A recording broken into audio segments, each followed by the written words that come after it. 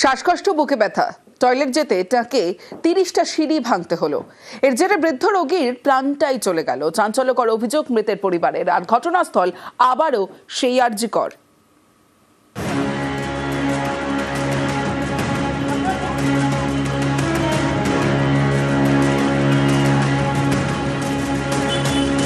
ফের আরজিকরে রোগী মৃত্যুতে বিতর্ক। অভিযোগ, রবিবার রাতে 60 বছরের অসুস্থ শ্বাসকষ্টের রোগীকে ট্রমা কেয়ার সেন্টার থেকে 100 মিটার দূরে পে অ্যান্ড ইউজ টয়লেটে হেঁটে যেতে বলা হয়। কারণ ট্রমা কেয়ার সেন্টারে নাকি শুধু স্টাফদের জন্য টয়লেট আছে। পরিবারের দাবি, বৃদ্ধ প্রথমে ট্রমা কেয়ার সেন্টার থেকে 5টি সিঁড়ি নামেন, এরপর 25টি সিঁড়ি ভেঙে দোতলায় উঠে অসুস্থ হয়ে পড়েন। কিছুক্ষণ পর মারা যান। হাত দিয়ে দেখিয়ে দিল ওইদিকে বাথরুম, কমন বাথরুম, পাবলিকের বাথরুম। উঠেছে সিঁড়িতে, কষ্ট হয়েছে, একটু তো শ্বাসকষ্ট হচ্ছিল, ধকল নিতে পারিনি, হাঁটাটা বোধহয় বসতে গিয়ে বোধহয় কাত হয়ে হাঁটতে তো হতো না, লিফটে চলে যেত। নিমতার বাসিন্দা বিশ্বজিৎ সামন্ত, বয়স 60, রবিবার রাতে অসুস্থ হয়ে পড়েন। পরিবারের দাবি, হঠাৎই শ্বাসকষ্ট ও বুকে ব্যথা শুরু হয়। নিয়ে যাওয়া হয় আরজিকর হাসপাতালে। সেখানকার ট্রমা কেয়ার সেন্টারের গ্রাউন্ড ফ্লোরে এমার্জেন্সি বিভাগ। পরিবারের দাবি, বৃদ্ধকে রাখা হয় অক্সিজেন সাপোর্টে। বৃদ্ধ টয়লেটে যেতে চান। অভিযোগ, হাসপাতাল থেকে বলা হয় ওই ফ্লোরে শুধু স্টাফ টয়লেট আছে, তাই ট্রমা কেয়ার সেন্টারের পাশে পে অ্যান্ড ইউজ টয়লেটে যেতে হবে। অক্সিজেন চলছিল মনে হয়, নাকে একটা কিছু ড্রপ দেওয়া হয়েছিল, তারপরে মনে হয় টয়লেট পেয়েছিল, বলেছে আমি টয়লেটে যাবো। তা বলেছি যান বাইরে নিয়ে যান। বাইরে নিয়ে যেতে ওখান দিয়ে ওনাকে হাঁটিয়ে হাঁটিয়ে টয়লেটে নিয়ে যাওয়া হয়েছে।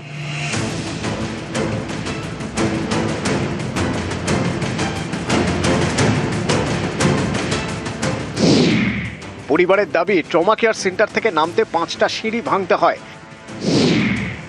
তারপর 100 মিটার হেঁটে সুলভ টয়লেট, সেখানে দোতলায় উঠতে 25টি সিঁড়ি ভাঙতে হয়। এতে বৃদ্ধ আরো অসুস্থ হয়ে লুটিয়ে পড়েন। কোনো মতে তাকে ফের নিয়ে আসা হয় ট্রমা কেয়ার সেন্টারে। ডাক্তাররা জানান মারা গিয়েছেন। আপনাকে দেখানোর চেষ্টা করবো যে কতটা ডিস্টেন্স, প্রায় ট্রমা কেয়ার সেন্টার থেকে 100 মিটারের কাছাকাছি এই পে অ্যান্ড ইউজ টয়লেট, এবং এখানেই ট্রমা কেয়ারের গ্রাউন্ড ফ্লোরে যারা আসেন তাদেরকে আসতে হয়। প্রায় 30টির কাছাকাছি সিঁড়ি বেয়ে উঠতে হয়। ফার্স্ট ফ্লোরেতে উঠতে যাব, তো উঠেছি কোনো মতো বাবাকে নিয়ে। ওখানে যাওয়ার পরে বাবার আস্তে আস্তে বডিটা লুজ হওয়া স্টার্ট হয়, কোনো এনার্জি ছিল না। তো দেন আমার ওপরেই পুরোপুরি কোল্যাপস করে যেত, ধরে নিয়েছিলাম, পড়তে দিইনি। ভেতরে যদি থাকতো তো বাইরে যাওয়ার তো কোনো প্রশ্নই হতো না।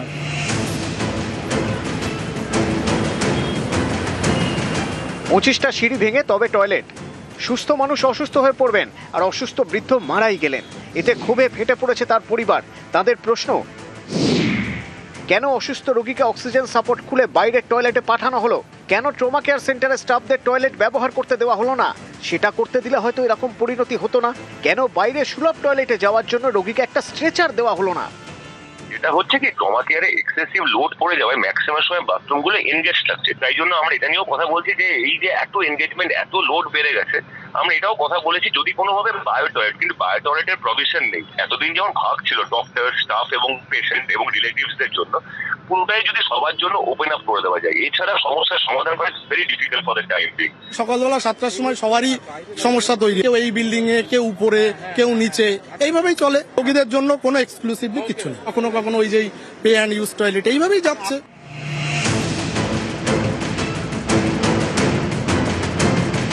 বৃহস্পতিবার এই ট্রমা কেয়ারে এই লিফট বিভ্রাটে মৃত্যু হয়। তারপর একটি লিফট বন্ধ রয়েছে, তবে আরেকটি লিফট চালু আছে। পরিবারের দাবি, ট্রমা কেয়ারের দোতলা থেকে 8 তলায় রোগীদের জন্য টয়লেট আছে, কিন্তু একটি লিফট যে চালু আছে সেটা তাদের জানানোই হয়নি। লিফটে চেপে উপরের টয়লেটে গেলেও হয়তো এরকম মর্মান্তিক পরিণতি হতো না। লিফট থাকলে হয়তো এটাও হতো না, লিফটে করে চলে যেতাম। এইখান থেকে অতটা হাঁটিয়ে নেওয়া তো অনেকটাই দূরত্বর ব্যাপার, কম নয়। লিফট তো জানি এখানে একটা দুর্ঘটনা ঘটেছে 2-3 দিন আগে। ডাক্তারবাবু যদি নিজে বলতেন যে লিফট চালু হয়ে তোমরা উপরে নিয়ে যাও, তাহলে সেখানে নিয়ে যেতাম। Liftman is provided by the another agency. আমি কালকে ইআরএস কে পরিষ্কার বলে দেওয়া হয়েছে, যেসব লিফটে লিফটম্যান থাকবে না সেই লিফট গুলো কাউকে যেন ইউজ করতে না দেন। নিউজ 18 বাংলা।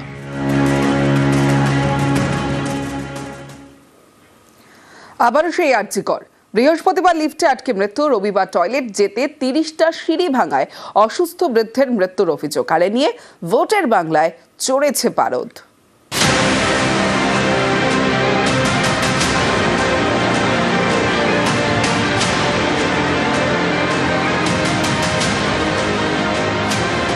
তরুণী ডাক্তারকে ধর্ষণ, খুন, লিফট বিভ্রাটে মৃত্যু, সিঁড়ি ভেঙে শ্বাসকষ্টে রোগীর মৃত্যু। একের পর এক চাঞ্চল্যকর অভিযোগ। ঘটনাস্থল একটাই, আরজি কর। সমস্ত স্বাস্থ্য ব্যবস্থাটাই ভেঙে পড়েছে। জলের স্থলে, অন্তরিক্ষে, সর্বত্রই জায়গা ধ্বংস করেছে তৃণমূল। যতক্ষণ ক্ষমতায় থাকবে পশ্চিমবঙ্গে এর বাইরে কোনো আইনের পথে চলবে। প্রথম থেকেই আরজি কর নিয়ে একটা মিসকনসেপ্ট। আমরা রাজ্য সরকার নিরপেক্ষভাবে যে কেউ দোষী হোক তার শাস্তির দাবি। আরজি করের ট্রমা কেয়ার সেন্টার। এখানকার গ্রাউন্ড ফ্লোরে শুধু স্টাফ টয়লেট, রোগীদের তা ব্যবহার করতে দেওয়া হয় না। তাই রবিবার গভীর রাতে অসুস্থ বৃদ্ধকে হেঁটে যেতে হয় বে টয়লেটে। অভিযোগ, শ্বাসকষ্টের রোগীকে ভাঙতে হয় 30টি সিঁড়ি। এর জেরে আরও অসুস্থ হয়ে তিনি মারাই যান। স্বাস্থ্য নেই, স্বাস্থ্য ব্যবস্থাও নেই। মানুষকে ফোর্স করা হচ্ছে যাতে কিনা বেসরকারি স্বাস্থ্য কেন্দ্রের মানুষ বেশি করে যান। যেরকম ভাবে এই ঘটনা ঘটলো, তখন এই তৃণমূল সরকারের সদিচ্ছা এবং মানে কাজ করার ক্ষমতা নিয়ে প্রশ্নচিহ্ন থাকে। অবশ্যই ধিক্কার এবং ঘৃণা থাকবে। স্থানীয় বিধায়ক তথা আরজি কর রোগী কল্যাণ সমিতির সদস্য অতীন ঘোষ, তিনি দায় চাপিয়েছেন ডাক্তার নার্সদের ঘাড়ে। প্রশাসন যদি এত নির্বিকার থাকে তাহলে তো মানুষ এই সুবিধাগুলো পাবে না। ওই টয়লেটটা যদি কোনো কারণে সংস্কারের জন্য বন্ধ থাকে, তাহলে ডাক্তারের উচিত ছিল তাদের জন্য যে দুটো টয়লেট ছিল সেই টয়লেটটা তাকে ব্যবহার করতে দেওয়া। ট্রমা কেয়ারের সেন্টার থেকে বেরোতে দেওয়া উচিত হয়নি। এটা ডাক্তারের মারাত্মক ফল্ট, ওই স্টাফ নার্স যারা ছিলেন তাদের মারাত্মক ফল্ট, এটা মানতেই হবে। আরজি কর ইনসিডেন্টের সময় এমার্জেন্সিটা তো ভাঙা হয়, সেটা সিবিআই বেশ কিছুদিন সিল করে রাখে। ডাবল পেশেন্ট হয়ে যাওয়ার ফলে ওদের একটা বিরাট চাপ আছে এবং সেই চাপের জন্য কিছু চরম অবস্থা দেখা যাচ্ছে। আমি পরামর্শ দিয়েছি কনসার্ন রেসপন্সিবল যারা, তাদের এগেইনস্টে যেন একটা ইনকোয়ারি কমিটি করে অ্যাকশন নেওয়া হয়। সম্পূর্ণ প্রশাসনিক ব্যর্থতা, এটা দায় তো প্রশাসন অস্বীকার করতে পারে না। 2024-এর 9 অগস্ট এই আরজি করে তরুণী চিকিৎসককে ধর্ষণ এবং খুনের অভিযোগ ওঠে। এ নিয়ে তোলপাড় হয়ে যায়।